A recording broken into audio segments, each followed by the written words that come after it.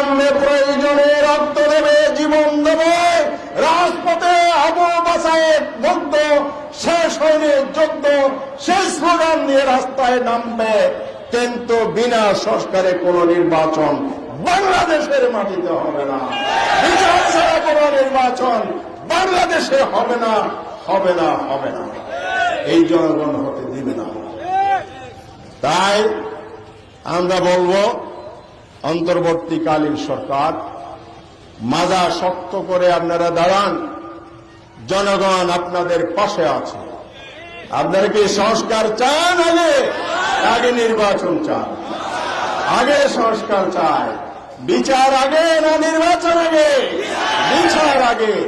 সুতরাং জনগণ যেটা চায় সেটাই আপনাদেরকে করতে হবে, কারণ আপনারা কোন দলীয় সরকার নয়, আপনাদের নির্দলীয় অন্তর্বর্তীকালীন সরকার। সেই হিসাবে জনগণের মনোভাব বুঝুন। যে উদ্দেশ্যে জনগণ আপনাদেরকে বসিয়েছে সেই কাজটি আপনারা করুন, তাহলে জনগণের সমর্থন আপনারা পাবেন।